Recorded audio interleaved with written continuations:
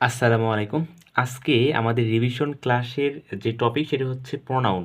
আমরা ধারাবাহিকভাবে revision class নিচ্ছি। তো এই ক্লাসে একদম যে বিস্তারিত আলোচনা করব বিষয়টা এরকম না, খুব সিম্পল জিনিসগুলো যেগুলো পরীক্ষায় বারবার এসে থাকে এবং খুব গুরুত্বপূর্ণ। আপনারা ক্লাসটা জাস্ট নোট করে রাখবেন, পরীক্ষার আগের দিন রাতে এই যে মাস্টার এত মোটা একটা বই বা কম্পিটিটিভ এক্সাম এত মোটা একটা বই সেটা তো পড়ে শেষ করা সম্ভব না।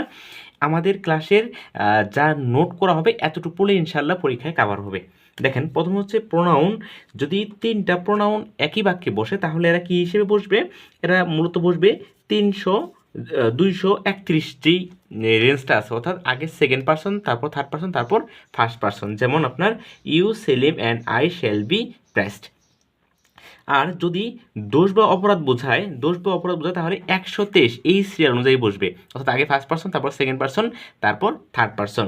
এই জায়গায় একটা জিনিস খেয়াল রাখা লাগবে যে তিনটা একই আপনার ফর্মে থাকবে, হয় তিনটাই সাবজেক্ট থাকবে অথবা তিনটাই অবজেক্ট থাকবে। আর ভার্ব সবসময় প্লুরাল হবে, যেমন I, you and he are guilty. So এটা হচ্ছে প্রথম রুলস। দ্বিতীয় হচ্ছে ভার্ব, প্রিপোজিশন এবং লেটের পর প্রোনাউনের অবজেক্ট বসবে। কিসের পর? ভার্ব, প্রিপোজিশন এবং লেটের পর প্রোনাউনের অবজেক্ট বসবে। যেমন লেট মি অ্যান্ড হিম গো। এই যে ফর একটা প্রিপোজিশন এবং প্রিপোজিশনের পর হু এর অবজেক্ট হোম বসছে। আচ্ছা, জিরান নাউন এর পূর্বে পসেসিভ অ্যাডজেক্টিভ বসে। যেমন পসেসিভ অ্যাডজেক্টিভ কি? হিজ, মাই, ইয়োর, দেয়ার, এগুলো হচ্ছে আপনার পসেসিভ। যেমন টেক ইয়োর টাইম, এই যে এটা হচ্ছে আপনার নাউন, এর সামনে পসেসিভ বসছে। বাক্যের সাবজেক্ট এবং অবজেক্ট একই ব্যক্তি হলে রিফ্লেক্সিভ প্রোনাউন বসে। আচ্ছা, আরও কিছু ভার্ব আছে যেই ভার্বগুলোর পরে আলটিমেটলি রিফ্লেক্সিভ প্রোনাউন বসে, যে এই ভার্বগুলোর পর সবসময় আপনার রিফ্লেক্সিভ প্রোনাউন বসে। আচ্ছা, ডেমনস্ট্রেটিভ প্রোনাউন উদাহরণ কোনগুলো? এগুলো পরীক্ষায় আসে দিস, দ্যাট, দোস, এইগুলো পরীক্ষায় আসে ডেমনস্ট্রেটিভের উদাহরণ হিসেবে। এরপর দেখেন, তুলনা করার ক্ষেত্রে পসেসিভ কেস বা দ্বিতীয়বার নাউনটি ব্যবহার না করে কাউন্টেবল নাউন হলে আপনার দ্যাট অফ, অর্থাৎ সিঙ্গুলার হলে দ্যাট অফ, প্লুরাল হলে দোস অফ। এই দেখেন রাইস, এটা হচ্ছে আপনার আনকাউন্টেবল নাউন, সো এই জায়গায় হবে দ্যাট অফ। এরপর দেখেন, এটা খুব গুরুত্বপূর্ণ একটা উদাহরণ, এটা আপনার বারবার পরীক্ষায় থাকে। One of, no one of, each of, either of, some of, এগুলোর পরে সাবজেক্টটা বা প্রোনাউনটা হবে প্লুরাল, আর যে ভার্বটা হবে এটা হবে আপনার সিঙ্গুলার। যেমন এই উদাহরণটা কমপক্ষে 10বার পরীক্ষায় আসছে, one of my friends is a player. আর ওয়ান অফ দি থাকলে plural noun pronoun, singular verb, এরপর হচ্ছে হিজ অথবা হার হয়। পজিটিভটাতে থাকবে এটা হিজ অথবা হার হবে, এই যে হিজ।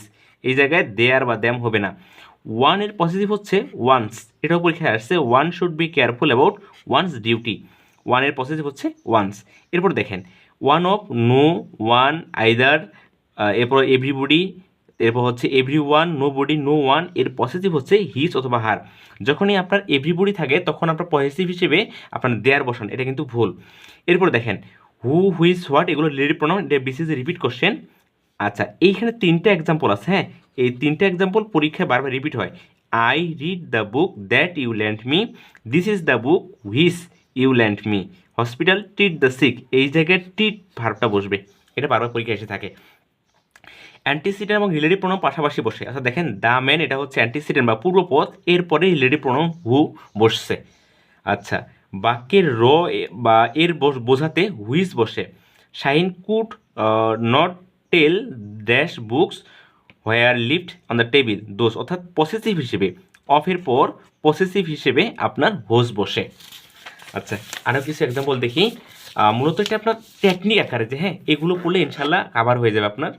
দেখেন, ফুল স্টপ যদি থাকে তাহলে, যদি ফুল স্টপ থাকে তাহলে অল অফ দেম। আর যদি, যেমন একটা এক্সাম্পল আছে, মাই আঙ্কেল হ্যাজ 3 সন, এই জায়গায় ফুল স্টপ আছে এবং এরপরে অল অফ দ্যাম বসবে।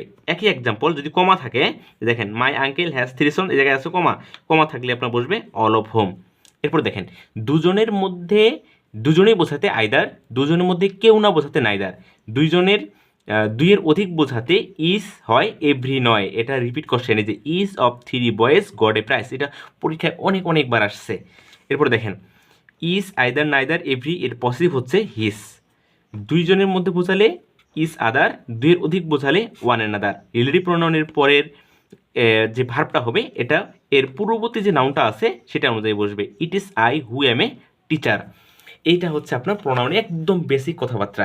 আরেকটা বেজোর সমস্যা সেটা হচ্ছে আপনার হুইভার হোমিভার, এটা নিয়ে একটু ঝামেলা হয়। আচ্ছা, এটার বিষয়টা হচ্ছে যে আপনার যদি সাবজেক্ট এবং ভার্ব দুটাই সমান থাকে তাহলে হবে হোম, আর যদি সাবজেক্ট এবং ভার্ব সমান না থাকে তাহলে হবে হু। আচ্ছা, আরেকটা কথা, যদি সাবজেক্ট এবং ভার্ব সমান থাকার পর শূন্য স্থানের পূর্বে প্রিপোজিশন থাকে তাহলে হবে আপনার হোমিভার। সাবজেক্ট এবং ভার্ব যদি সমান না থাকে এবং শূন্য স্থানের আগে প্রিপোজিশন থাকে তাহলে হবে হুইভার। আচ্ছা, একটা এক্সাম্পল দেখি, দেখেন, tell me who told you that. এই মি এটা হচ্ছে অবজেক্ট, টেলের অবজেক্ট, আর এই টোলটা হচ্ছে ভার্ব, ইউটা হচ্ছে অবজেক্ট, টোল ভার্ব এটা অবজেক্ট। অর্থাৎ এখানে একটা ইউ সাবজেক্টটা উজ্জ্ব আছে, ইউ টেল মি, অর্থাৎ একটা সাবজেক্ট একটা ভার্ব, এইখানে ভার্ব আছে কিন্তু আপনার সাবজেক্ট নাই, সো হু বসবে।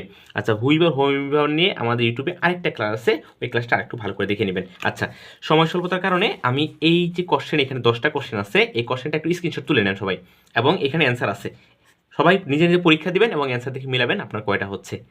আচ্ছা ঠিক আছে, আজকে এখানে রিভিশন ক্লাস এখানে শেষ করতেছি। ধন্যবাদ সবাইকে।